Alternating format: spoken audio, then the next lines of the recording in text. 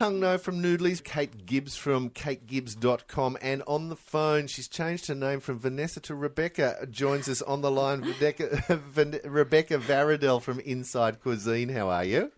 Cooey, Simon from the Hunter Valley. Oh, look, and I just had a text from John Sussman who's saying, speaking of SIF, and I reckon this would be good to do a fringe SIF. You know, we've got this International Food Festival. Let's start up a fringe festival, and he's suggesting the V&S ball, Vermentino and sardines at the Clavelli Surf Club. I'm into that. I'm in it. I'll be there. You organise it, Sussman. We'll promote it. Rebecca, you're in the Hunter Valley at the moment. I am. I did a Hunter Valley amazing race yesterday with the Hunter Valley Tourism, a wine people, and a number of teams, and we won. Oh, really? My team, no cheap dates. We won just about every challenge. Blitzed it. What did you have to do for this race? Oh, there was lots of tasks. Actually, talking about engagement and Twitter and social networking, the very first task on dinner on Friday night was Twitter questions. Mm-hmm. So we answered some of those. But on the Saturday, we were running, bicycling, helicoptering around the Hunter Valley. We had to do a wine and food flight and work out what went with what. We did some wine blending and came up with our own blend of wine. And we were rediscovering all the lovely things about the Hunter Valley. So, yeah. One of the things that you've been enjoying closer to home is the true pop-up restaurant. I use this term advisedly now because we're seeing a lot of people who just haven't done the decor yet, calling themselves a pop-up restaurant. But you've been seeing some genuine pop-ups around. I have. One of them were actually, with Joanna talking about Peruvian food, was a pop-up by Diego Munez of Bilson's and some of his Peruvian mates in Sydney called Coco, but they call it guerrilla dining. I quite like that term. Yeah, I've heard that too. I think that's and pop-up. What does that? I mean, what does that even mean? It's popped up. Everything's popped up. You know, Maryvale pops up. And that is, I mean, part of the thing is there's one in Sydney that really annoys me because it's basically the pub hasn't been refurbed yet and they're calling it a pop-up restaurant. It's not. It's just you haven't done the refurb. You know. Overuse of the term. What is a true pop-up restaurant, Rebecca, or guerrilla restaurant? Well, in my mind, what it is something that's a one-off. It can be a venue that maybe not be used to serve food or drinks sometimes, or like this was a bunch of chefs getting together that all have their own restaurants and are cooking perhaps a style that they don't normally cook, and, you know, just taking it to a one-off event. In fact, there's a friend of mine who's got one regularly every Friday and Saturday using produce on his farm, supplemented by what he can graze around Sydney. And it's been going for 2 or 3 years. But and you actually get to enjoy the food, Rebecca. You mean? Oh, you don't have to mention that one. I'm being very discreet. No, I don't actually trying to. Was it Darren or from? No. We're not going to go any names on that one. Thank you, Rebecca.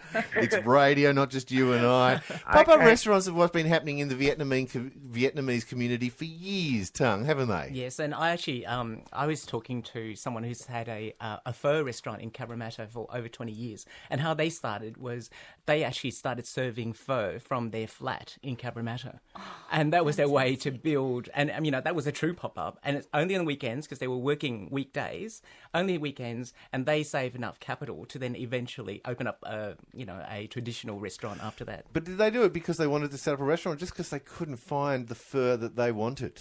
Well, they did it because no one can find the pho that the community wanted, and she was a really good cook, and people started coming over, and it just became that was a true mash-up, flash mob, a restaurant that really literally popped up. Everything new is old again, but it's these small producers that you're particularly loving at the moment, Kate Gibbs, the ones who don't want to be in every outlet. Don't need to be. Exactly, don't need to be mainstream, don't need to be huge. I mean, I think there's a big thing in Sydney or in Australia where you kind of have to do mass production. It has to sell in Woolies and Coles in order to succeed, and it sort of seems like a bit of a shame perhaps because you lose the personality, you lose the individual producers. And I was chatting to Pierre Esser from Pepe Saya Butter, and he basically, he wakes up at 3 a.m. and goes and gets the sour cream out of the fridge, which has been sitting there and turning into sour cream for the past 2 weeks, and he churns it himself. And he gets it to restaurants that same morning, so they can order it the day before, and it's churned that day. And this wonderfully rural-sounding enterprise, you think might be in the Southern Highlands or, Yeah, in St. the Peters. Hawkesbury's. Where is it really? Yeah, St. Peters. That's it. I know, it's amazing. And he like, I love the idea because it actually does taste better. I went to a restaurant the other night and I said to the waiter, "Oh, what is this?" Because I was so interested. And I said, "What is this butter?" And he went, "Oh, it's some guy called, Peppy Savory." Yeah, I don't know. And I was like, wow, that's the stuff. And it really does taste so fresh.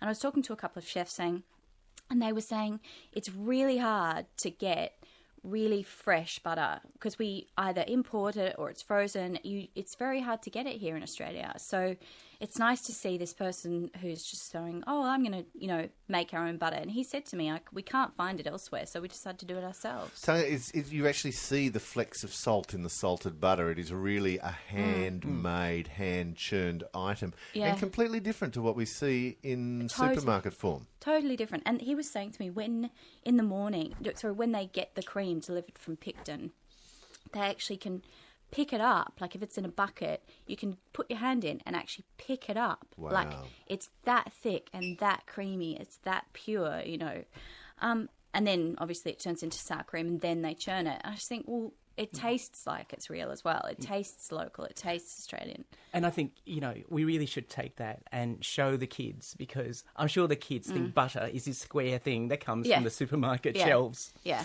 And it's just the same as margarine, but it's not. No. There's a flavour photo. I first met him because he was entered in the Delicious Produce Awards, but also he's using the milk supply, was nominated for the President's Medal. So again, these artisanal producers who take care about the whole stage of their production. Yeah, yeah. And I mean, look, someone might buy him out in a couple of years and good luck and, whatever. But at this point, he's here and he's doing that. And there's lots of other, he's just one example, but Of the it's nice small to see. producer.